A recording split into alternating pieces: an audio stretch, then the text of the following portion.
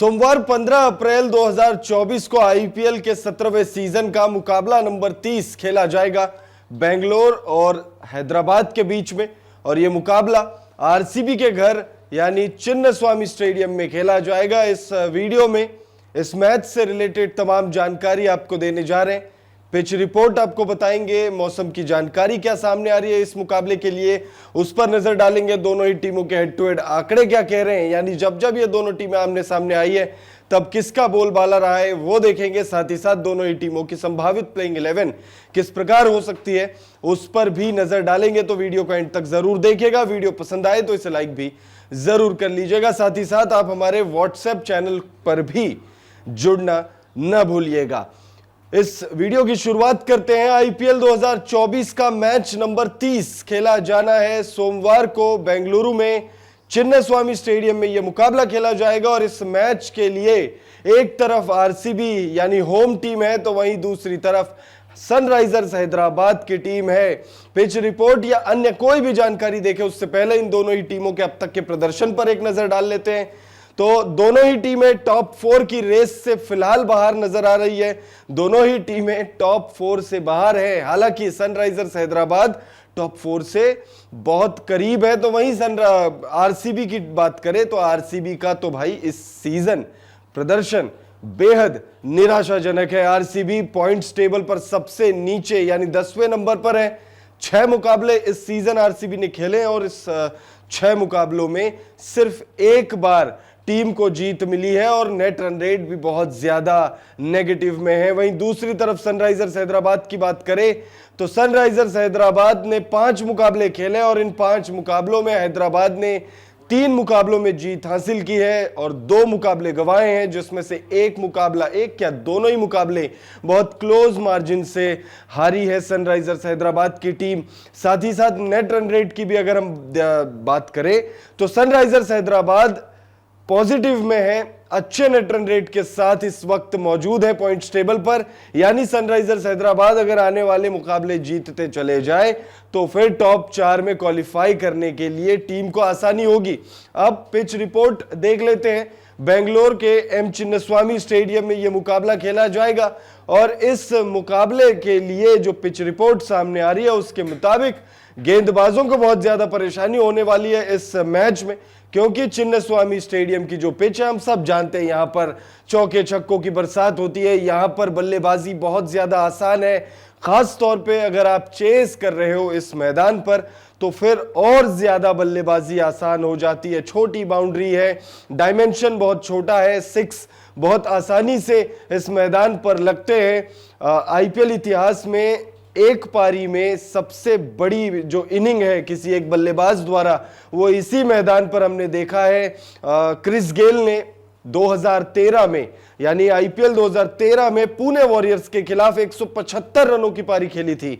और अगर आपने वो पारी देखी है तो आपको पता होगा कि इस मैदान पर बल्लेबाजी कितनी आसान है। विराट कोहली इस मैदान पर बहुत ज्यादा खेलते हैं और विराट कोहली आईपीएल इतिहास में सबसे ज्यादा रन बनाने वाले बल्लेबाज भी हैं। तो भाई इन शॉर्ट अगर हम कहें तो बैटिंग फ्रेंडली ये पिच है और यहां पर गेंदबाजों के लिए वैसे कुछ खास है नहीं। गेंदबाज मतलब यहां पर एक तरीके से आप कह सकते हो कि गेंदबाजों को पनिशमेंट दी जाती है। यहां पर गेंदबाजी उनके लिए गेंदबाजी इस मैदान पर पनिशमेंट से कम नहीं है। पिच रिपोर्ट ग्राफिक्स के माध्यम से देख लेते हैं तो बेंगलोर के एम चिन्नस्वामी स्टेडियम की जो पिच रिपोर्ट आई है उसके मुताबिक बेंगलोर के एम चिन्नस्वामी स्टेडियम में बल्लेबाजों के लिए बहुत कुछ है, लेकिन गेंदबाजों के लिए स्टेडियम को काल कहा जाता है। ये पिच बल्लेबाजों के लिए सबसे बेहतरीन स्टेडियम में से एक मानी जाती है, छोटी बाउंड्री होने की वजह से बल्लेबाज यहां दिल खोल कर चौके छक्कों की बरसात करते हैं। एम चिन्नस्वामी स्टेडियम की पिच लक्ष्य का पीछा करने के लिए जानी जाती है। चिन्नस्वामी स्टेडियम में अब तक 91 मैच खेले जा चुके हैं, जिसमें से लक्ष्य का पीछा करने वाली टीम ने 49 मुकाबलों में जीत हासिल की। इस मैदान पर टॉस जीतकर कप्तान पहले गेंदबाजी करने का फैसला करना सही समझते हैं, क्योंकि दूसरी पारी में बल्लेबाजी यहां और आसान हो जाती है। तो भाई पिच रिपोर्ट ने तो साफ कर दिया है जो पिच रिपोर्ट आ रही है।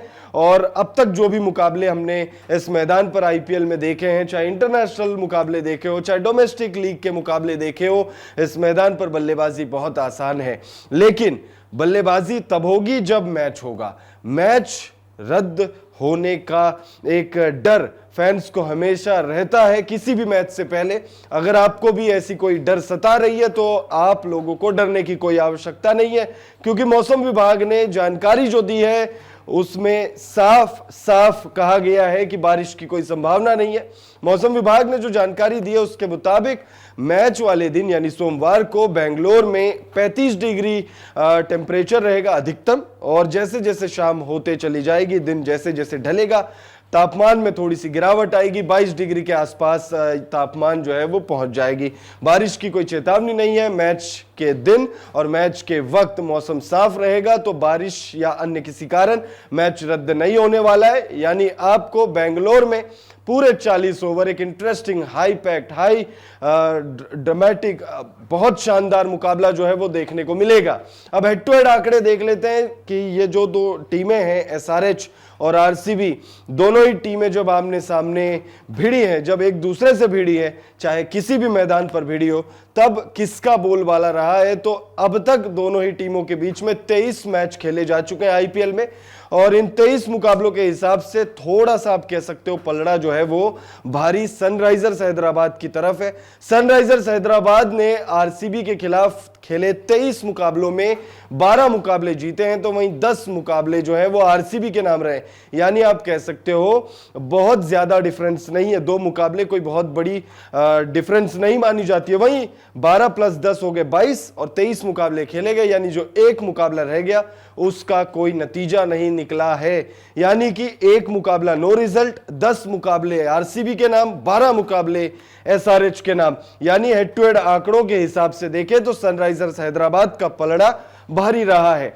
अब दोनों ही टीमों की संभावित पॉसिबल प्लेइंग 11 जो हो सकती है इस मुकाबले में, सबसे पहले बात हम एसआरएच की कर लेते हैं। एसआरएच की टीम इस सीजन अच्छा कर रही है आरसीबी के कंपैरिजन में। अगर आप देखो तो एसआरएच की ही प्लेइंग 11 देखते हैं किस प्रकार हो सकती है। तो एसआरएच की टीम अनचेंज्ड जाएगी।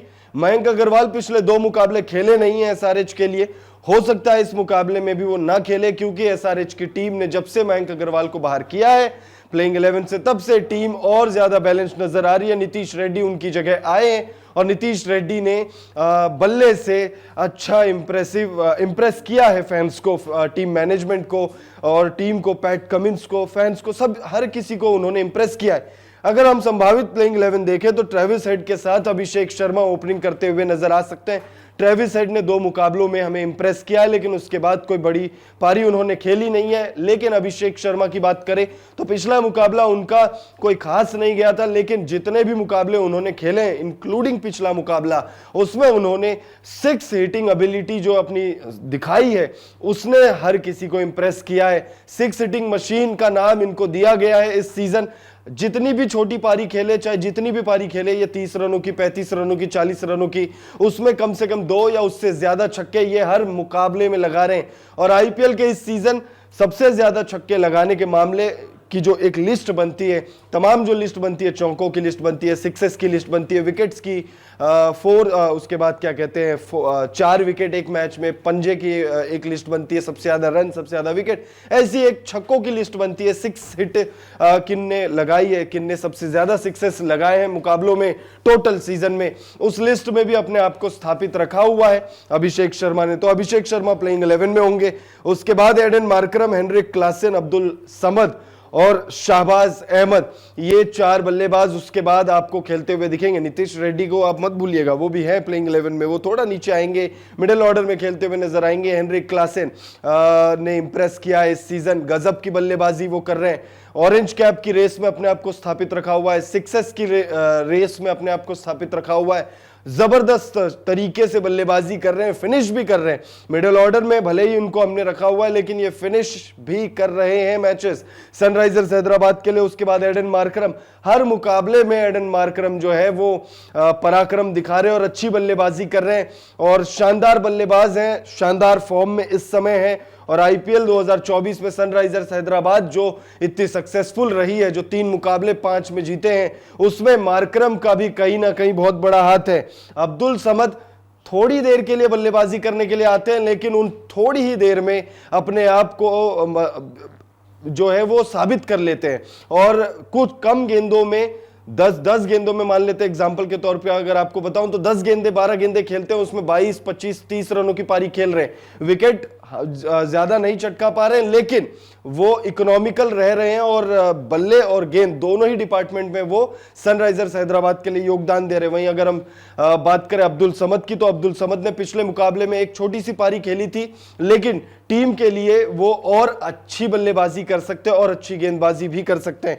वहीं अगर हम गेंदबाजों की बात करें तो जयदेव उनटकट आपको दिखेंगे, पैट कमिंस दिखेंगे, भुवनेश्वर कुमार और टी नटराजन। तो गेंदबाजी बहुत ज्यादा सॉर्टेड नजर आ रही है सनराइजर्स हैदराबाद की। पैट कमिंस है लीडिंग फ्रॉम द फ्रंट, आप इन्हें कह सकते हो, बल्ले से भी योगदान दे सकते हैं। हमने देखा आईपीएल के पिछले सीजन में इन्होंने 15 गेंदों में 50 लगाया था, फास्टेस्ट 50 लगाई थी पिछले सीजन की।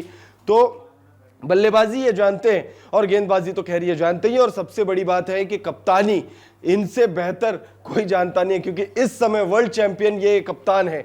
तो सनराइजर्स हैदराबाद की टीम काफी ज्यादा बैलेंस्ड और सॉर्टेड नजर आ रही है। वही अगर हम आरसीबी की बात करें तो आरसीबी की टीम वैसे कागजों पर तो बहुत मजबूत नजर आ रही है, लेकिन आरसीबी की टीम की जो सबसे बड़ी ताकत है वही इस टीम की सबसे बड़ी कमजोरी है, और वो कमजोरी का नाम है, यानी ताकत का नाम है विराट कोहली। विराट दी रन मशीन कोहली सबसे बड़ी ताकत है टीम की। बैटिंग में इनसे बड़ा बैकबोन इस समय टीम में कोई है नहीं, लेकिन इनकी ही वजह से टीम जो है बहुत ज्यादा सफर कर रही है। विराट कोहली जो है बल्लेबाजी में जितनी अच्छी बल्लेबाजी वो कर रहे हैं, उसी की वजह से आरसीबी की टीम जो है बहुत ज्यादा सफर कर रही है, क्योंकि विराट कोहली पर बहुत ज्यादा आरसीबी की टीम डिपेंडेंट नजर आ रही है और अच्छी बल्लेबाजी कर रहे हैं। ऑरेंज कैप में सबसे ऊपर है, 300 से ज्यादा रन ये बना चुके हैं, 6 मैचों में 1 शतक ये लगा चुके हैं, 2 अर्धशतक ये लगा चुके हैं, तो बल्लेबाजी बहुत अच्छी कर रहे हैं। वहीं फाफ डुप्लेसिस की बात करें तो फाफ डुप्लेसिस जिस कद के बल्लेबाज हैं, उस कद की बल्लेबाजी इस सीजन उन्होंने की नहीं है। एक मुकाबले में गजब की बल्लेबाजी इन्होंने विराट कोहली के साथ मिलकर की थी, 44 रन बनाए थे, शतक जिसमें लगाया था विराट कोहली ने राजस्थान रॉयल्स के खिलाफ। लेकिन स्ट्राइक रेट, भैया रन तो बन गए थे उस मैच में, लेकिन स्ट्राइक रेट पर सवाल उठ गए थे। दोनों ही बल्लेबाजों ने मिलकर लगभग 16-17 ओवर जो है खेल लिए थे, उसके बाद बाकी बल्लेबाजों को मौके ही नहीं मिले, यानी पारी नहीं आई बराबर तरीके से। तो इन्हें स्ट्राइक रेट पर भी काम करना पड़ेगा। कैमरॉन ग्रीन उसके बाद आएंगे। कैमरॉन ग्रीन इस सीजन अब तक वैसा धमाका नहीं कर पाए। मुंबई इंडियंस से इन्हें लिया गया था ये सोचकर कि वो कुछ अच्छी बल्लेबाजी करेंगे, लेकिन इस सीजन अब तक वैसा प्रदर्शन इन्होंने किया नहीं है, और इनसे बल्ले और गेंद दोनों ही डिपार्टमेंट में उम्मीद करेगी टीम। उसके बाद अगर हम देखें रजत पाटीदार आएंगे। शुरुआती सीजन में उन्होंने यानी आईपीएल 2024 के शुरुआती मुकाबलों में इंप्रेस नहीं किया था, लेकिन पिछले मुकाबले में गजब की बल्लेबाजी की थी, अर्धशतक लगाया था, और उसी मोमेंटम को वो कैरी करना चाहेंगे। ग्लेन मैक्सवेल, भैया क्या कर रहे हो आप? भाई आपको बिग शो कहा जाता है, लेकिन कौन सा बिग शो दिखा रहे हो अपना? बल्लेबाजी में कोई गजब की बल्लेबाजी, हाँ गेंदबाजी थोड़ी अच्छी जरूर कर रहे हैं, ये मैं जरूर कहूंगा कि गेंदबाजी जरूर ये अच्छी कर रहे हैं। क्या कहते हैं, एक मीम भी चलता है इनके लिए सोशल मीडिया पर। आरसीबी की टीम को इसी तरीके से ट्रोल किया जाता है कि भाई ग्लेन मैक्सवेल जो है वो आरसीबी के लिए सबसे ज्यादा विकेट ले रहे हैं, जबकि उनका रोल प्रॉपर बल्लेबाज का है, और मोहम्मद सिराज जो है वो ग्लेन मैक्सवेल से ज्यादा छक्के लगा रहे हैं, जबकि उनका रोल बॉलर का है। तो भाई ये थोड़ा जो है चेंज करना पड़ेगा आरसीबी को। ग्लेन मैक्सवेल को बल्ले से भी योगदान देना पड़ेगा। अगर ग्लेन मैक्सवेल बल्ले से योगदान नहीं देंगे तो आरसीबी इसी तरीके से बुरा और उससे बदतर प्रदर्शन करते चली जाएगी, जो फैंस के लिए बहुत निराशाजनक बात होगी। अनुज रावत उसके बाद आएंगे। अनुज रावत ने पहले मुकाबले में तो हमें इंप्रेस किया था, 50 से वो चूक गए थे, 40 प्लस की उन्होंने पारी खेली थी, लेकिन उसके बाद कहां खो गए अनुज रावत पता नहीं चला। लेकिन उसके बाद आएंगे दिनेश कार्तिक, 38 साल के दिनेश कार्तिक, और पिछले मुकाबले में क्या गजब की बल्लेबाजी की थी, और उस एक पारी के बाद अब तो चर्चा भी हो उठी है कि भाई दिनेश कार्तिक जो है T20 वर्ल्ड कप 2024 खेल सकते हैं। आप कमेंट करके बताइए, क्या दिनेश कार्तिक को T20 वर्ल्ड कप 2024 में बतौर फिनिशर टीम इंडिया में शामिल किया जाना चाहिए। उसके बाद गेंदबाजों की बात करें तो रीस टॉपली, मयंक डागर, मोहम्मद सिराज और यश दयाल।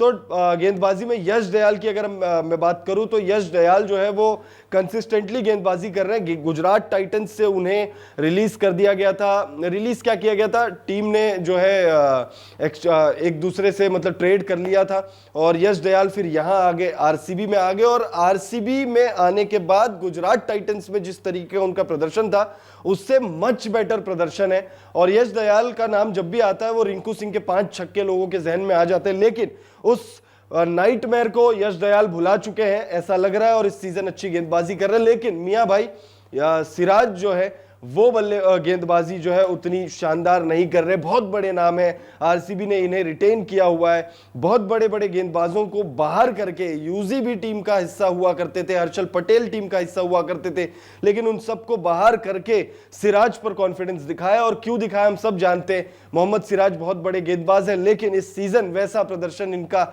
है नहीं। रीस टोपली भी इंप्रेस करने की कोशिश तो करते हैं, लेकिन वही बात है भाई, आरसीबी की बैड लक कहे या चाहे आरसीबी में जाने का पता नहीं क्या हो जाता है खिलाड़ियों को, ये वो वाला इंपैक्ट कहे कि रीस टोपली भी कुछ खास कमाल नहीं कर पा रहे। हालांकि मयंक डागर से टीम को उम्मीदें बहुत होंगी, स्पिनर है, अच्छे गेंदबाज हैं, और इनसे टीम को बहुत ज्यादा उम्मीदें होंगी। तो आप कमेंट करके बताइए, एसआरएच और आरसीबी के बीच में जो मैच नंबर 30 खेला जाएगा बेंगलोर के एम चिन्नास्वामी स्टेडियम में, उस मुकाबले में यानी मैच नंबर 30 में आप किसे सपोर्ट कर रहे हैं? आपको क्या लगता है, आपके मुताबिक कौन सी टीम बाजी मार रही है? क्या एसआरएच जो अच्छे फॉर्म में है उसे बरकरार रखते हुए इस मुकाबले में आरसीबी को हरा देगी, या फिर आरसीबी हारसीबी से जीत की पटरी पर लौट जाएगी? कमेंट करके अपनी राय हमें जरूर दीजिएगा। और ये वीडियो अगर आप यहां तक देख रहे हैं तो आपका बहुत बहुत शुक्रिया। लेकिन जाने से पहले एक बार फिर आपको बता दें कि YouTube चैनल को सब्सक्राइब करने के अलावा आप हमारे WhatsApp चैनल पर भी जुड़ जाइए, वहां पर भी खबरों का सिलसिला बरकरार रहता है।